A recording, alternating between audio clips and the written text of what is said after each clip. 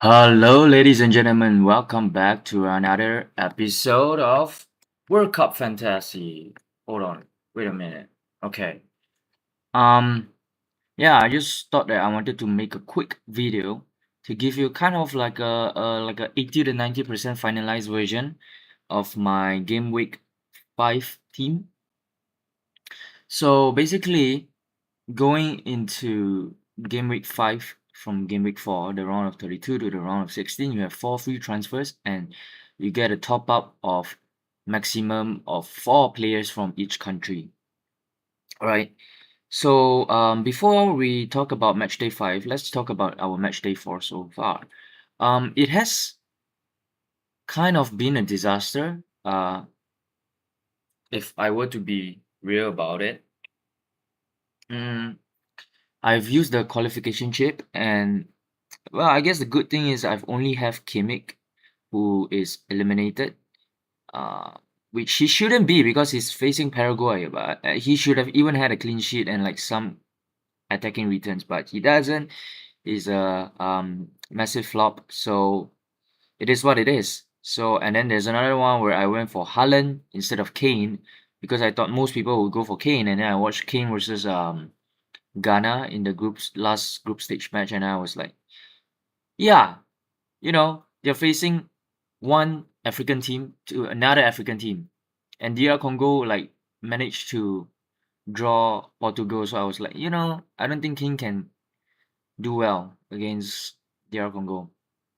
Prove me wrong. Um, so yeah, I mean, if you go to my leagues, let me look at the leagues and the leaderboard. I've got red arrows all around, mainly because I am quite high in some of the leagues and uh, especially within engaged managers, my score is just quite bad. Yeah. I mean, I still have some good players to play. I mean, everyone has Messi, so let's not talk about that. Everyone has like one Argentina or two Argentina defenders, but at least my defender, because most people have Martinez. Mine is a scouting bonus and is a defender instead of a goalkeeper. So like, he might get more returns than Martinez. Everyone has Manzambi. I have Vargas, and he's also scouting bonus. So these are two players that could, still turn my game week around. And even other than that, I have Munoz, which is relatively quite low owned. He doesn't have the scouting bonus, but relatively speaking, he's quite low owned. He can always like get a haul. And I have Luis Diaz as well. Again, relatively quite low owned. So I have like all these players that I could, could still turn my game week from bad one to like an okay one. Um, I could, I mean, I thought about switching my captain from Mbappe to Messi, but then it's like there's not really much to gain. Like there really isn't much to gain. Maybe he gets a hat trick, and then like, yeah, at that point you're like, okay, you know what, you got to go with Messi. But honestly, the risk and reward ratio is like quite bad. And honestly, if I feel like if I were to go for Messi, it's purely an emotional choice because it doesn't feel smart.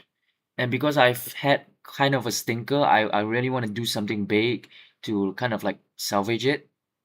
But I just feel like it's the wrong choice. I mean, I feel like it's the wrong choice. I know it's the wrong choice, but but the gambler's fallacy is always there. Uh, but yeah, that being said, there is a right choice to be made, and we can start saving our game because if you think about it, only half of the games are played. There's the other half. I mean, technically speaking, it's harder to get like points differential in the later stages of the tournament because there will be less players and almost everyone will have like a similar team, which brings me up to my point of if I still want to get significant rank and points gain, I need to do something very different. And I've looked around and didn't see anyone talking about the clean sheet chip because no one has like really talked about it. And by the way, the reason I have such a bad week is because I didn't really have time to think it through, especially when I was making the last video and like drafting my wildcard 4 team. I know like something was wrong, but I just couldn't pinpoint what. So I think this video is me just debunking my own thoughts and like actually getting into the meat of, you know, um my strategy and how I feel like, at least like if I fail, I fail. I have a clear strategy and a clear direction. So I have an emphasis in having a clear, clean sheet shield playstyle. Thing is, like most people are gonna play the clean sheet shield in next week. But the thing is, like, if you have relatively uh high odds of clean sheets and you play your clean sheet shield and your players get an original clean sheet, they didn't even concede a goal, it is kind of a waste.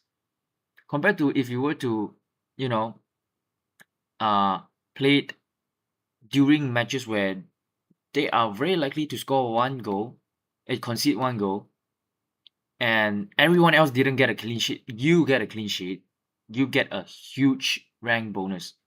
See, I'm at this point of the state of the tournament, I'm already thinking of like how can I differentiate, because everyone literally has a very similar thing. Just don't think about getting Messi and Mbappe and like um they would get you any rank gain. Yeah. So that being said, it comes down to this. I've also realized that my next game week, my main dilemma, the first question I have to ask myself, because I've tried different um drafts. I moved things around. I was tweaking a few things around, and then it reminded me of this. Okay, so the reason why my first game week failed, like the round of 32 failed, was I didn't really play too much in terms of the fixtures, and I also didn't play too much in terms of like the future fixtures. Okay, so let's go to the knockout stage, and then we'll look at all the games. This game is probably gonna be like Portugal, Spain. This game's probably gonna be Argentina, Egypt. This one's Colombia, Switzerland, something like that. I mean, there are still like uh what do you call, upsets are gonna happen, but we're just gonna look at it as it is now. If you look at every game, it is very hard to call out a winner. Portugal, Spain, maybe you can favor Portugal. USA, Belgium, it's very 50-50, but I favor USA. Brazil, Norway, again, 50-50. I think I favor Brazil. Mexico, England. Casuals would say England, but then if you look into the stats, you look at the Mexico history in the Azteca, they have a good chance. I would even call it a 50-50.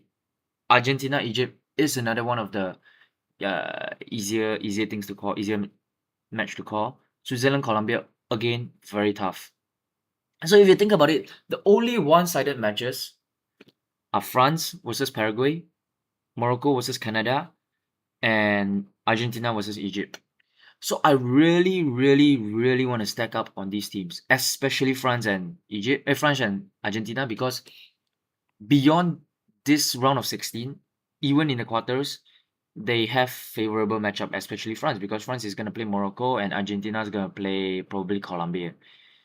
It's not I mean, France versus Morocco is not that good. I mean, Morocco I feel like is one of the top 5 teams, but come on guys, like France and Argentina is the first and second favorites, I feel like, from my observation so far, and they're at the opposite sides of the bracket.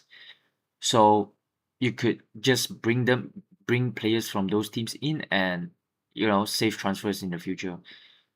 So with that being said, I wanted to focus on France, Morocco, and Argentina. Especially, okay, let's look at France first. Okay. Mbappe and Olise is the best 1-2 punch. And I don't want anyone telling me about Dembele. Because Dembele, as good as he is nowhere near Mbappe and Olise. Mbappe and Olise is very, very consistent. Yes, Dembele got the hat trick, and credit where credit is due. But still, if you were to ask me to pick two, I would still pick Mbappe and Olise. That being said, Paraguay versus France being the one of the only favorite matchup, and someone like Dembele's talents, you just can't not bring him in. Like it's I have to go triple France attack. It's just that simple. At one point, I even thought of like transferring Vinicius Junior out or whatever. But I figured out a way to keep Vinicius Junior in and still have Dembele. But that would have to make me okay. First of all, I need to transfer out Kimmich because he's not in the tournament anymore. So Kimmich could be turned into two players, right? He could be another Argentina defender, or he could be Hakimi. Again, my first question I have to ask myself is one of the two H I have to have, Haaland or Hakimi. Casuals would go Haaland, I think, because it's like, oh, striker, oh my god, it's like such a big upside, which is true. I mean, he can always score like a hat trick. But I have 2 pointers. First pointer is that no one has good fixtures. Haaland doesn't have a good fixtures against Brazil. Sure, you can say Brazil is very leaky, but traditionally, Brazil might just lock up Haaland. I mean, he might get 1 goal, 2 goals, right?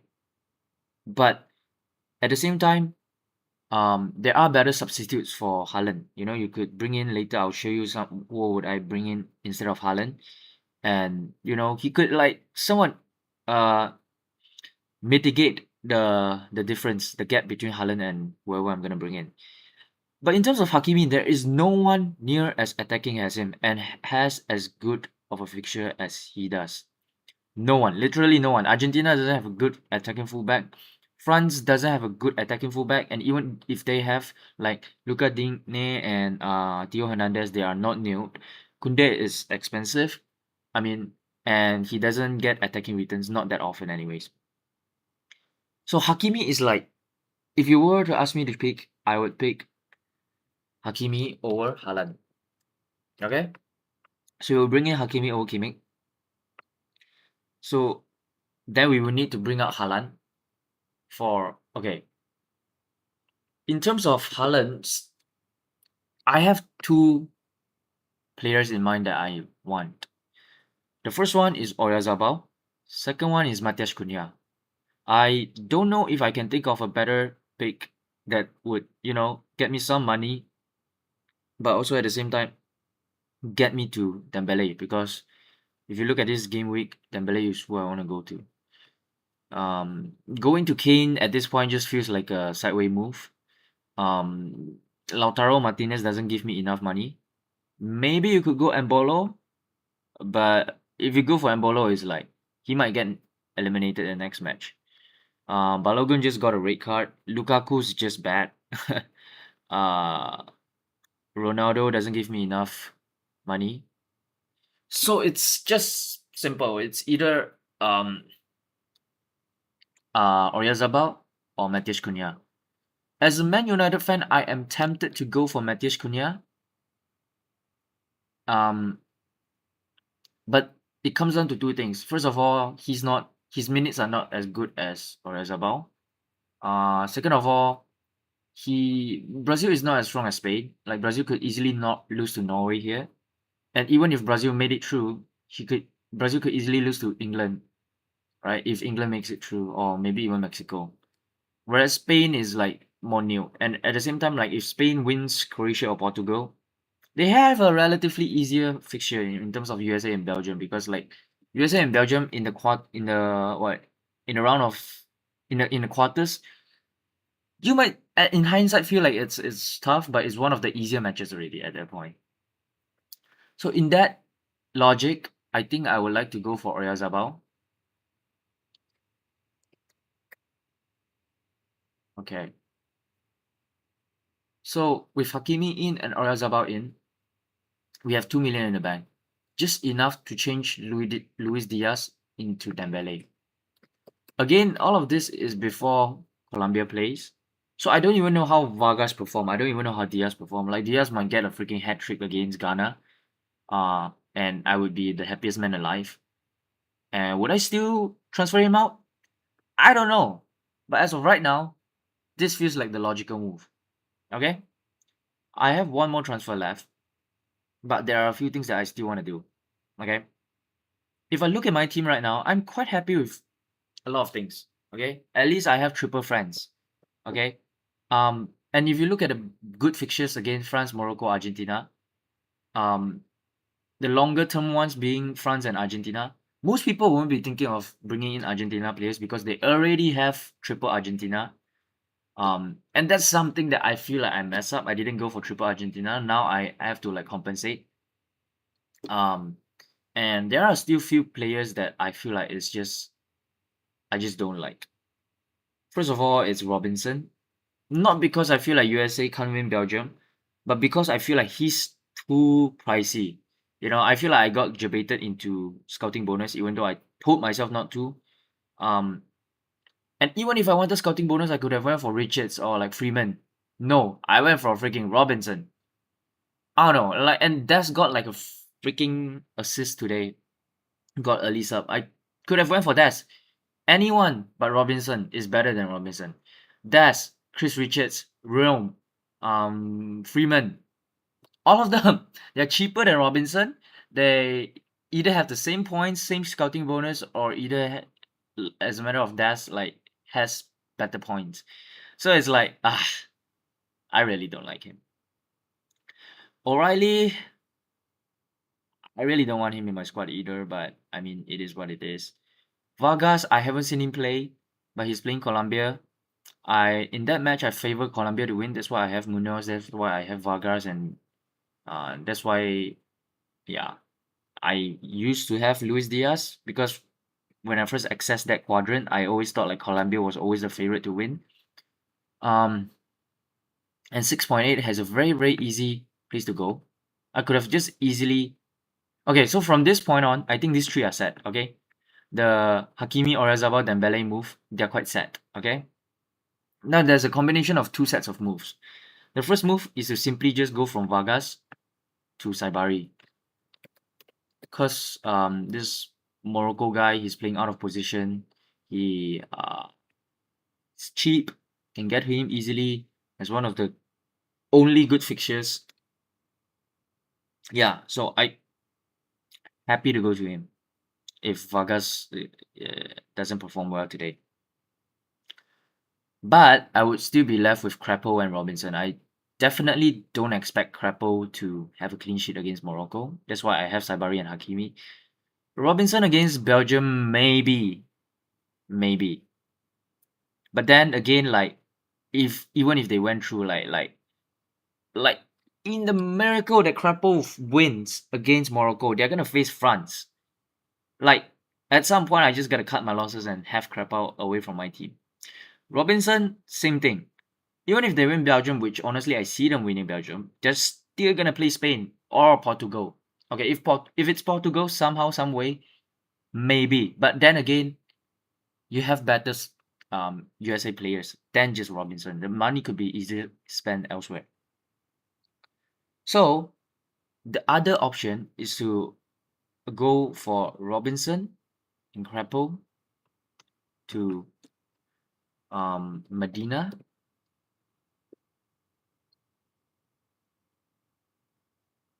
and Martinez, the goalkeeper.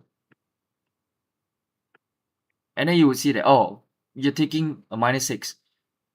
Yes, it sucks. It kind of sucks, especially now so late into the game. It's like points are so hard to get, and a -6 is like a very very aggressive move. You have to really trust in your assessment to go for the -6. I went for a -6 on the second, from the first to the second game week, because I realized I had a bad first game week, and then the second game week I really really bounced back. You know, I really made my -6 worth it and made my team better. So, and I remember in that -6 I went for Saibari also. So I feel like this is really really good, especially because it sets me up for a good um clean sheet shield in the quarterfinal, because I have triple Argentina defense, right? I have Martinez, I have Medina, and I have Molina. So at that point, I just gotta look at Argentina's fixtures. I think at that point their hardest fixture is Colombia. If it's not Colombia, then it's Switzerland or maybe Algeria. But it's one of those. So at that point, I don't really see them conceding two. Yeah. There is a very high chance that they're gonna concede one. That's why I feel like that's the best time to play my clean sheet. And it sets me up well as well, because I got two Morocco players, I have three French players, I have a Spain player, I have Messi, I have Vinicius Junior, um, Munoz, Pulisic. Like I'm happy with all of this right now. Sets me up with a good round of 16 to quarterfinal as well because like I could easily just because Hakimi and Saibari is playing France, and especially with how you get minus points when when the opposition scores two or more. I might transfer out Hakimi. It depends on like how everyone does, right? I might transfer out Hakimi, might transfer out Pulisic. I think I would keep Winnie Junior. It's pretty good. Um, Oyarzabal I might keep because like I said, if if everything goes according to plans and there were no upsets, Spain probably beats Portugal or Croatia, and then they would beat USA and Belgium. And if you look at date here, okay, here is gonna be France versus Morocco. Here's gonna be Spain versus USA or Belgium. Here's gonna be Brazil versus England. Here's gonna be Argentina versus Colombia.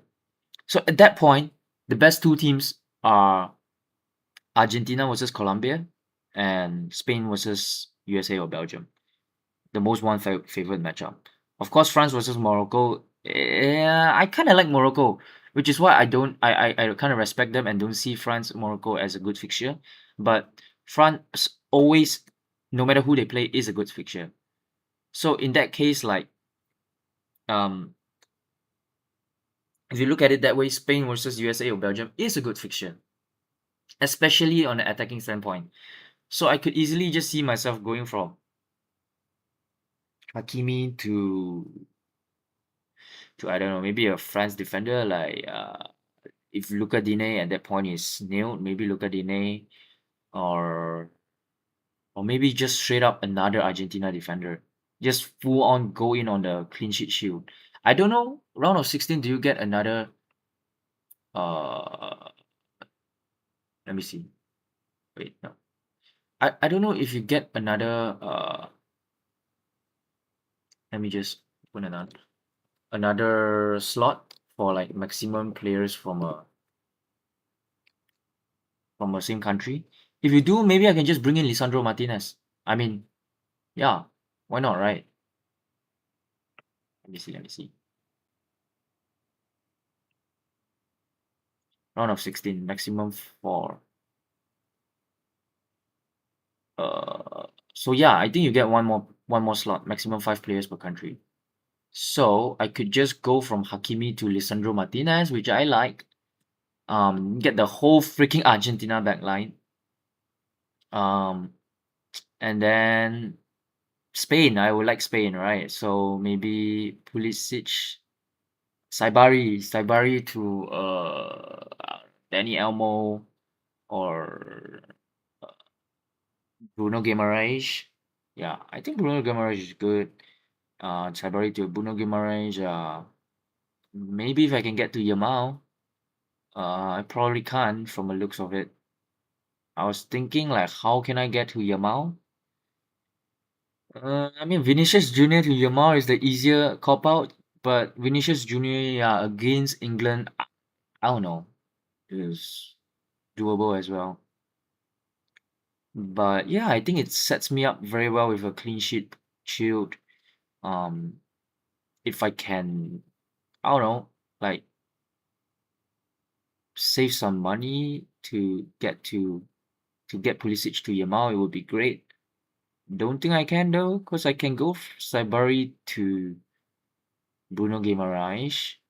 Hakimi goes to Lisandro Martinez, which I think saved me 1.3 million. I need another 1.7.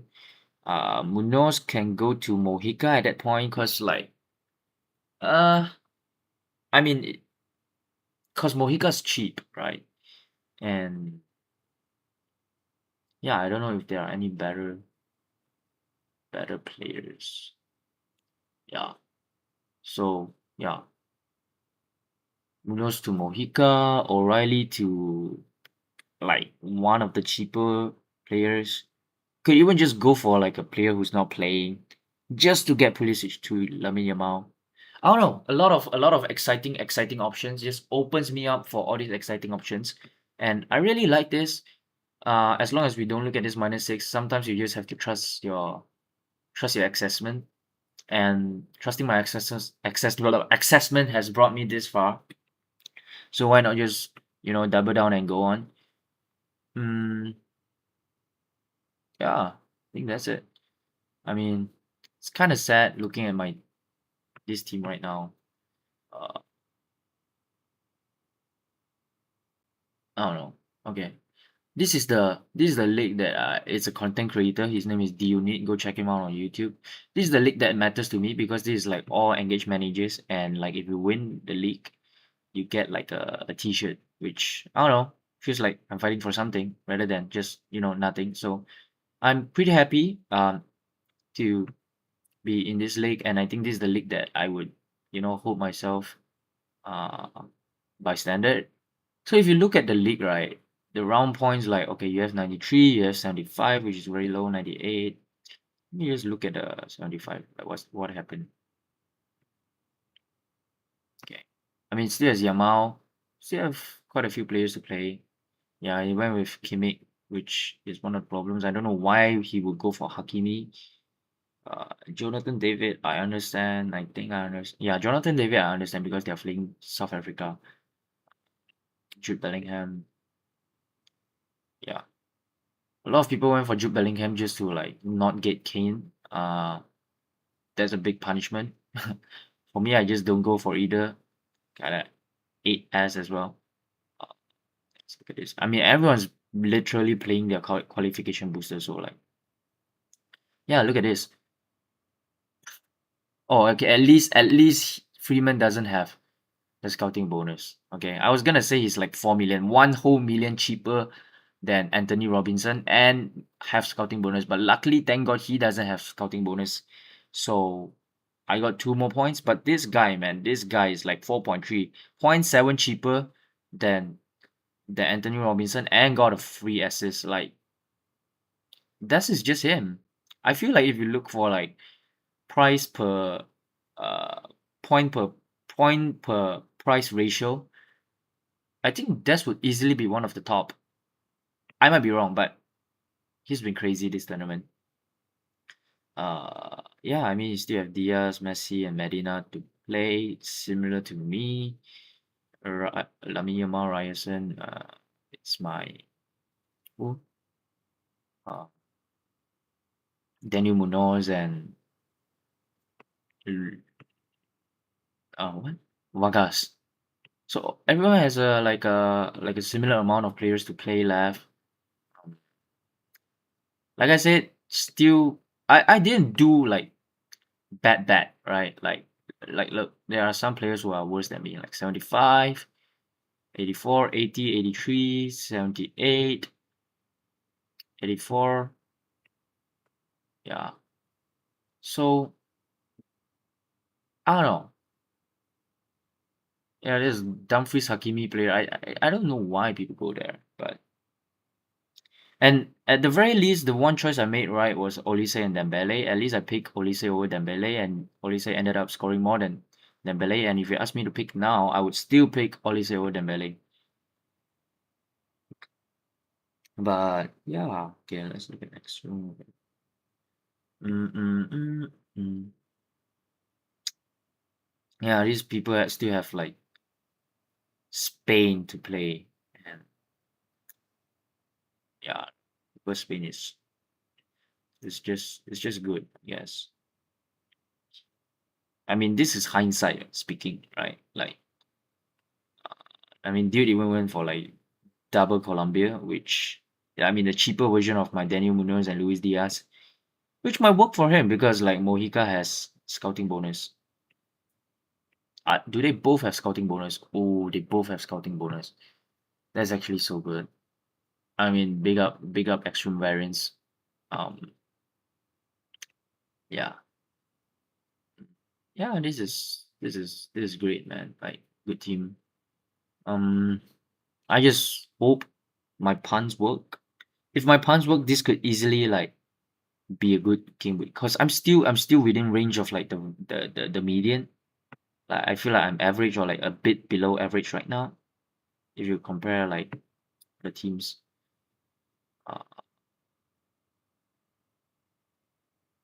yeah, I mean, okay. I mean, the more I look, the more I realize, okay, actually, my team maybe is not the best. But there are still a lot of football to be played. Mm, don't have to hang your head down yet. Hope. Yeah, I think Vargas is the one that's gonna get me the most points in terms of like ranking. So yeah, okay. I mean, the moral value of the story is that had a bad week. It's fine.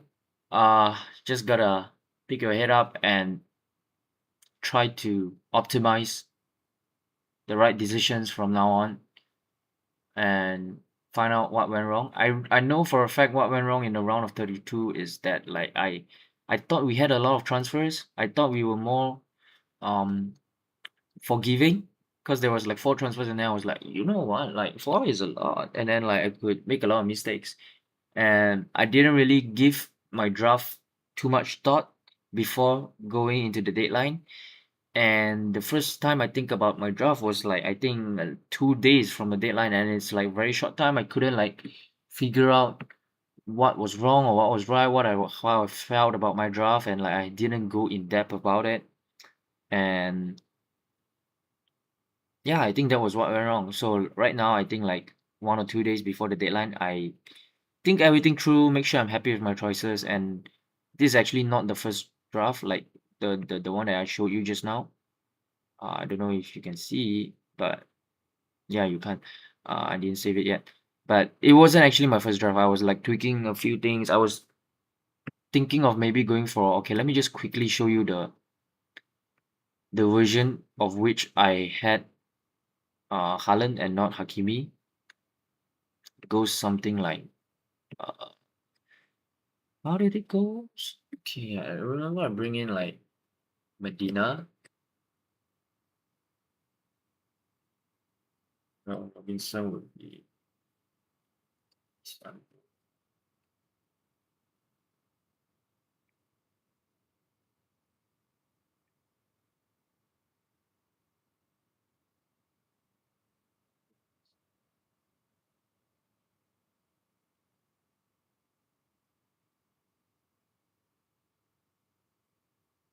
Oh, Crepo won't be Martinez. Crepo would be Pickford, I think. Oh, something went wrong. Uh,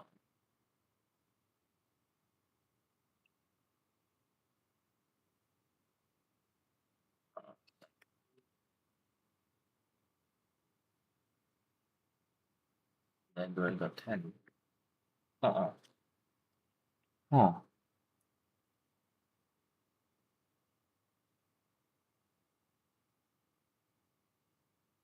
mm, maybe Martinez could change to any cheaper options.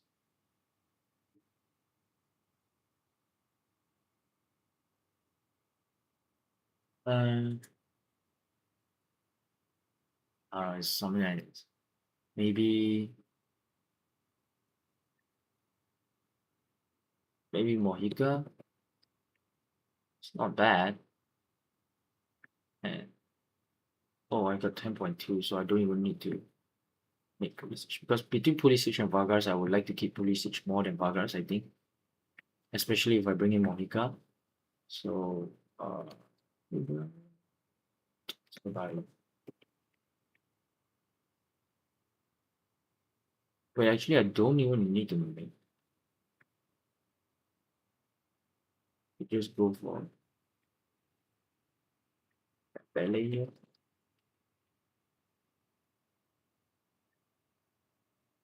So with this draft, it's I don't take any hits. I get in triple French, but I get double England, da, double Argentina if we don't count Messi, and triple Colombia. Um, and I don't get any Morocco. The thing is with this, it looks good, especially I don't have any paid transfer. I don't have any hits. Um and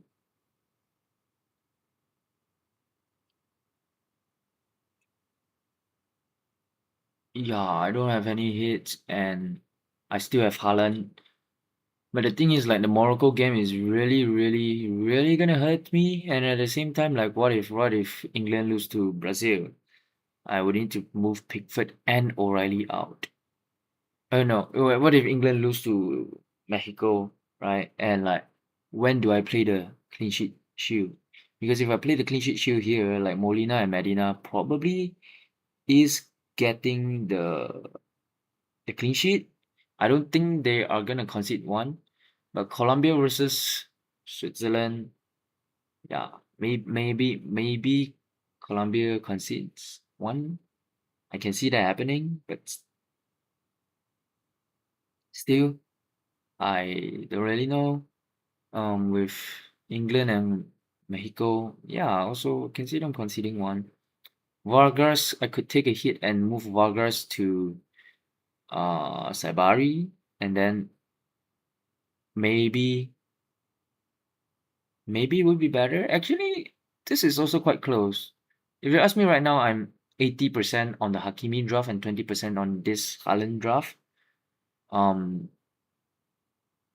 Especially because how it would leave me, because I wanted to fix my structure, right?